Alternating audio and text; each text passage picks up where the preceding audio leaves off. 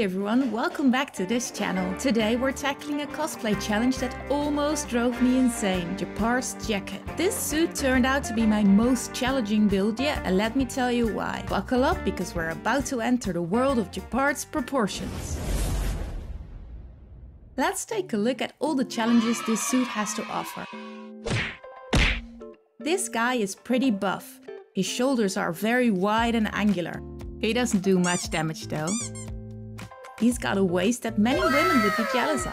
Seriously narrow. Asymmetrical jacket. The left sleeve is a whole project of its own. This suit isn't just clothes, it's a battleground of details. Every inch of his shoulders, back and chest is covered in them. Making them all work together will be quite the challenge. What looks amazing in game can get a little, well, impossible in real life. Take that fur belt for example, super cool detail, but where did the rest of the belt go? Did it get swallowed by the jacket? When making cosplay, it's not always about making it 100% accurate. You can get lost in the details. Hours and hours of work. But will anyone even notice it? Of course we try to get as close as possible, but remember to also pay attention to the wearability. Now let's go over the materials I used to make this. Since this is a uniform, we need a sturdy fabric. So we used a high quality cotton twill in white, cobalt blue and black. For some details we used some white faux fur, leather band from an old bag and an old blue shirt. To make this project less daunting, let's break it down into manageable steps. We have a front white part, a black high collar with white and blue accents, the body part of the jacket and the left sleeve. Let's start with the front white part. This part needs to be sewn behind the jacket front parts. I added some grey decorative stitching on the white. First, we're sewing the blue part to the white. This will be easier if you iron your seam allowance before pinning. This way it's easier to pin the corners in the middle, and your seam will turn out nice and flat. Adding the black parts is easy. To keep the split in the middle from fraying, I added some fusible hem tape and a scrap piece of fabric. Just a little bit of edge stitching and this part is already finished.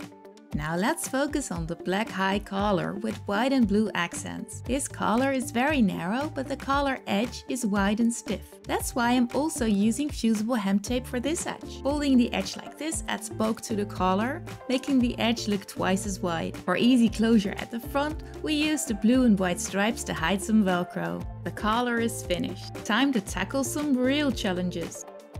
The body part of the jacket. I started with a basic jacket pattern, then adjusted it to Gepard's specifications. Originally, I planned to recreate everything exactly, including the black inserts and a separate black long sleeve underneath. But here's the thing, Gepard's already got a narrow waist and adding another layer to the waist would just make it look bulky. So halfway through, I made a call. We ditched the inserts. It made way more sense for the overall flow of the costume, but it's definitely a decision you'll need to make based on your own body type. The missing inserts made sewing the jacket details a breeze. But let's be honest, sewing a jacket with giant holes in the waist is kind of weird. I included both sleeves for fitting purposes because, let's face it, the left sleeve was a monster I still didn't know how to conquer. This sleeve was a struggle. I was both excited and terrified to tackle it, but honestly, I'm super proud of the results. It's made of 3 almost identical sections, white on the outside and blue on the inside. Now, the secret ingredient? Old plastic placemats.